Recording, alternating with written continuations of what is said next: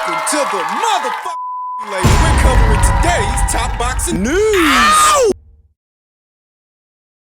Big fight.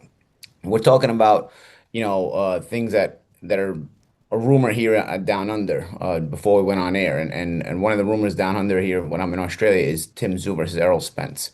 If that's being rumored, PBC, I wouldn't put it past PBC to offer Charlo for John Ennis. You know what I mean? John Ennis would take it. Obviously Ennis is with Matchroom now.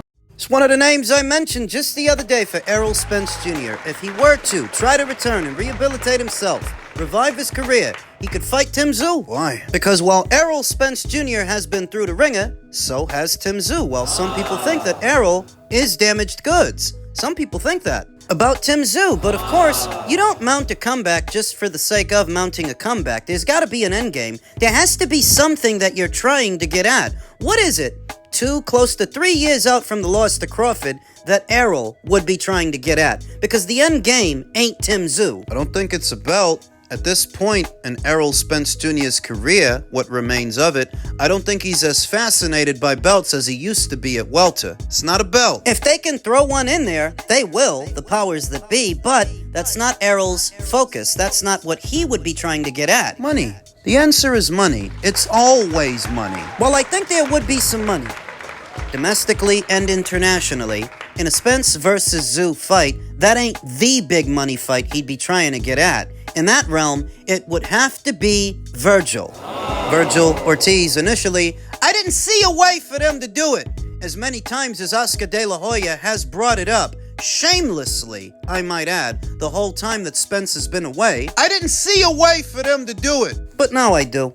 If Errol Spence Jr. tunes up with Tim Tszyu, and Virgil Ortiz is fighting Sebastian Fundora for his WBC. Say Virgil wins his fight and Errol wins his. You could do the fight between them at the end of the year. That is the way. That's how you do it if you're gonna do it. Now, this is all based on a rumor that Paulie Malignaggi heard while in Australia, that the Aussies were talking about it. That doesn't mean it holds any water. They talk about a lot of things in Australia. Kylie Minogue, Vegemite, kangaroos. Talk about a lot of things down there. Just because a couple of guys down there were talking about a Spence versus Tszyu fight doesn't mean any wheels aren't actually in motion. Yeah.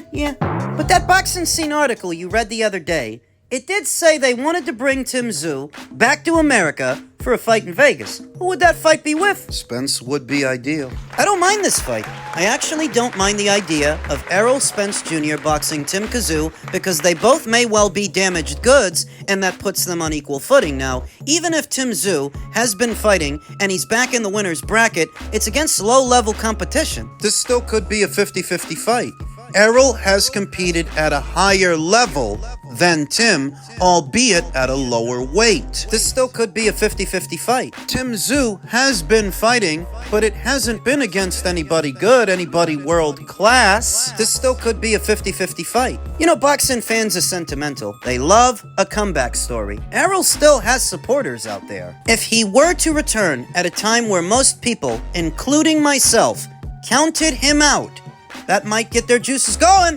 What does a fight between Errol and Tim Tszyu look like? Both guys are mid-range to inside fighters and like to throw punches and bunches. They both do. But can they really rehabilitate Errol? You fight Tim Tszyu, that's it, you're back? No. You're thinking too far ahead. You're making it like he's gonna make a run for all the belts at junior middle, then another run at middle, then super middle. If he comes back, it's not to do that. It's to make some more money, then disappear again. It is in keeping with what Oscar De La Hoya just said about his newfound alliance with the PBC and how he wants to do more business with them moving forward. We know he's had Spence versus Ortiz on the brain in Texas for a while now. These rumors could herald that business. You don't want to go jumping off a cliff with every rumor you come across in the boxing industry. There are lots of rumors out there. This is just another, but this is the way to do it. If you want a way to make the mega fight between Errol and Virgil, you want to set it up to where it's big and you all make a lot of money, you put Errol in the ring with Tim. If he can't handle that assignment, then he shouldn't be boxing Virgil anyway. Simple as. Elsewhere in the junior middleweight division, Josh Kelly feels many are really underrating him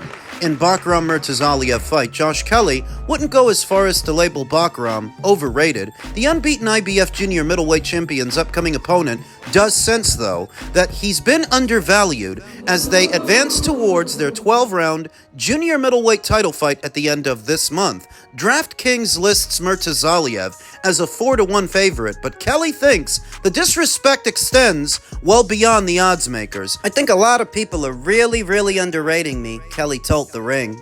People haven't seen my full potential yet, but they're underrating how good I am, and I'm gonna show you, Bakram, and I'm gonna show everyone else. Part of the job. He's got to believe in himself when nobody else does. 'Cause nobody ever did anything that was very difficult to do by telling themselves they couldn't do it. So he's gotta tell himself he can do it. He has to believe. Do you think he can do it? No.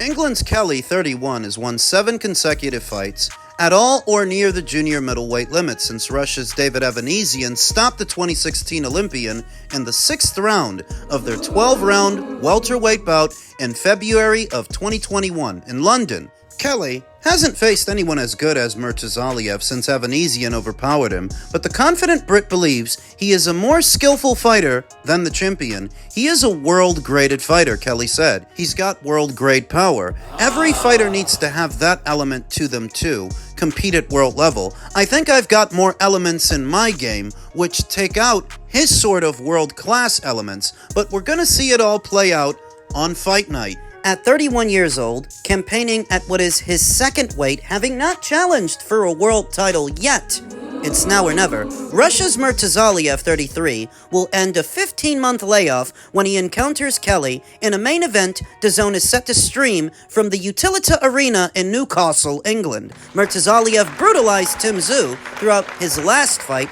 in October of 2024 in Orlando, Florida, where he dropped the former WBO champion 4 times on his way to a 3rd-round TKO. A lot of people mention Murtazaliev's punching power, but I punch hard and I punch fast, Kelly said, and what you can't see coming is the shots that will hurt you, not necessarily the hard shots all the time. If you look at journeymen, they go through their career and they're not really getting stopped because they're able to take the hard shots, because they see them coming. It's only partially true. I could see a freight train coming, and because I can see it coming, doesn't mean I can take the shot. Doesn't mean you can take Bakram Murtazaliev's. Regardless, Kelly is eager to test himself against one of his division's most formidable fighters. The Ring ranks Murtazaliev 4th among its contenders for an unclaimed championship. Kelly isn't in the Ring's top 10, but he is the mandatory challenger for Murtazaliev's IBF title. I'm willing to go against the odds, Kelly said. 100%.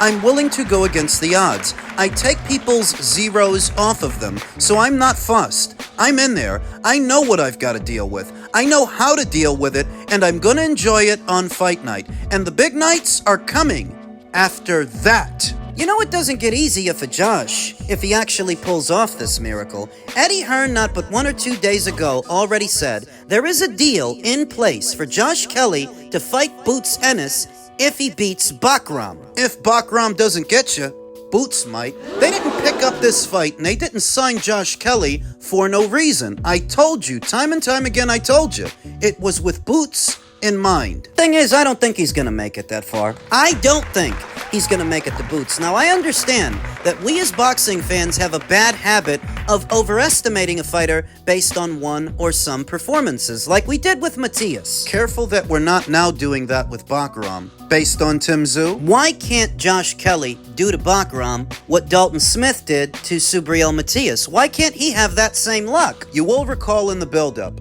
I said it more than once, as I have a habit of repeating myself, that Dalton Smith has the style to win and the power. I just wasn't convinced he had enough experience. I was wrong. But I saw a way for him to win. And I don't see that with Josh Kelly. Nobody he's fought in his last 7 fights communicates to me that he is ready for this assignment. His body of work so far is even thinner than Dalton's was before the Matias fight. I don't know who these guys that Josh Kelly has been fighting are. What I do know is it's been about 15 months since Bakram Murtazaliev had a fight, and he don't strike me as the kind of guy who's got a whole lot of hobbies. Yeah, I don't get the sense he goes home, he cuts on the PlayStation, he sits here for 6 hours. Not this guy. He's got itchy knuckles. It's been a while since he used them. Upon introducing himself to the world, nobody wanted to make acquaintances after that, and the only reason Josh Kelly is here is because it's now or never. Josh has got heart. I'll give him that. But his chances of winning are slim to nil,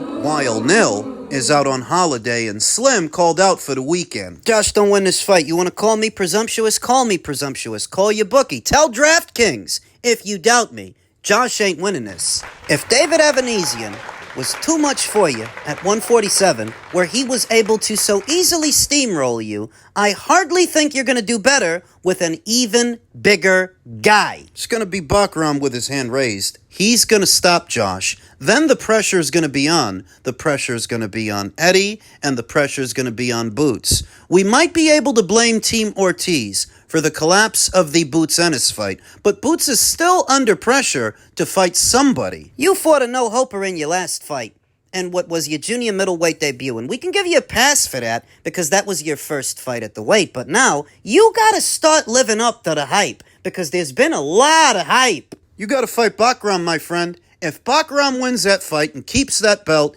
you're next up. You've got to go in there and take it from him. It feels like something's gone wrong there. Like it's not, and look, obviously this might be Dana White's way of entering the boxing world, but I think I saw Eddie on your show a couple of months back saying this isn't going to do it, right? This isn't going to do it with an event at the Apex. You need to go bigger.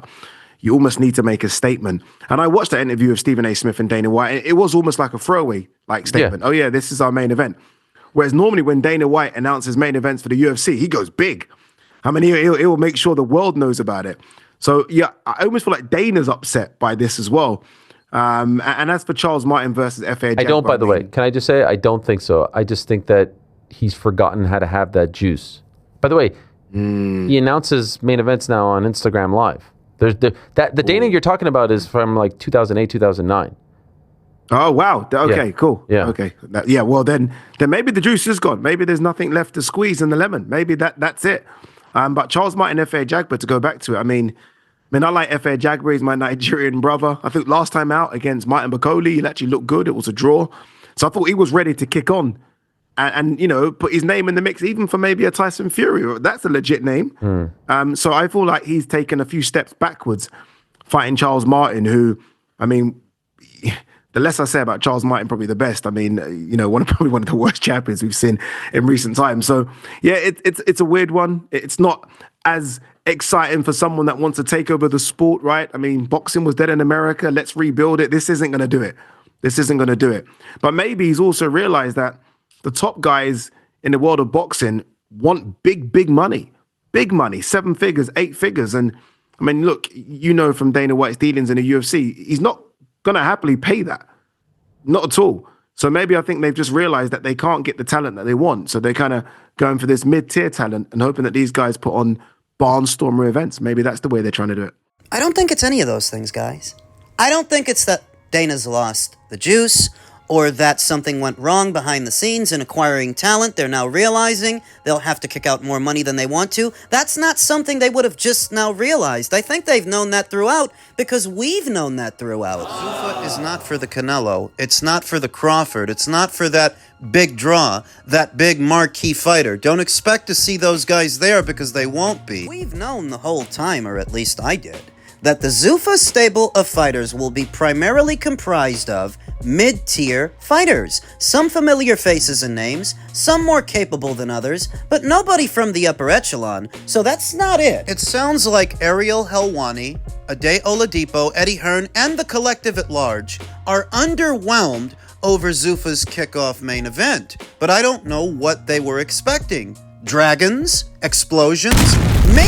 Maybe it's not Dana White that has you underwhelmed so much as your own expectations of what Zuffa was going to be. What did you think it was going to be? How did you think it was going to be? If Dana White has a reputation for not overpaying fighters, and you can't expect to see any big names over there, the really big ones that can draw something, what you're left with are mid-tier fighters. That doesn't mean that they can't put on good fights, but this is just the beginning anyway. At the risk of sounding cliche, It's not how you start, it's how you finish. Humble beginnings. Weren't the UFC's beginnings quite humble when they got off the ground?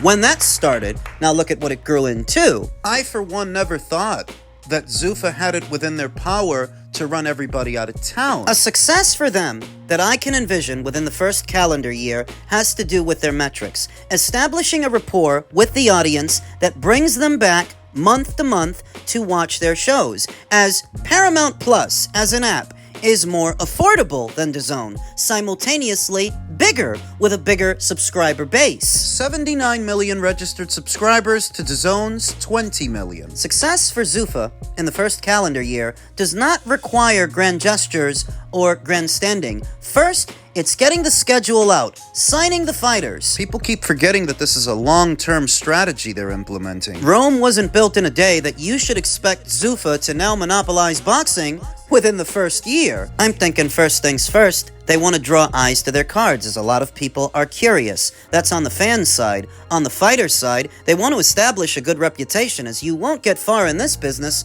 without one. Not if you're the new guys. For the fighters you want to pick up that have the option of boxing on everybody else's shows, you've got to give them a reason to come to you because you're the new guys. So what fighters you're already working with, keep them happy. They'll spread the word. They'll spread it for you. And the rest will start to sew itself up, as right now, Zuffa already has anticipated more fight dates this calendar year than Top Rank and the PBC.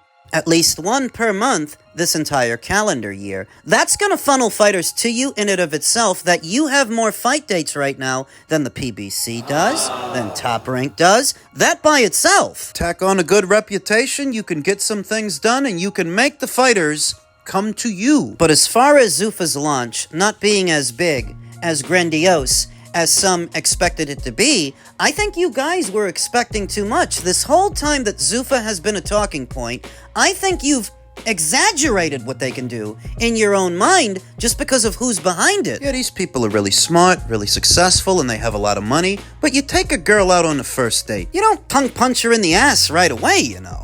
Sticking your head first in the sand, mining for seashells. Head first in a lap. That's just basically saying there are a lot of things that these guys can probably do, but they're not going to pull out all the stops right away. They're still getting their feet wet, they're still making their bones, getting a feel for things, taking their time, as they should. I mean, do you remember Triller? They tried to move fast, really fast, and their time in the sport didn't last. What about Pro Bellum? They tried to move pretty fucking fast too, which gave it away. There's something else going on there. Zuffa is taking their time. I actually think they should. People keep forgetting that this is a long-term strategy. It's not all gonna come together right away. Keep your eyes peeled and an open mind.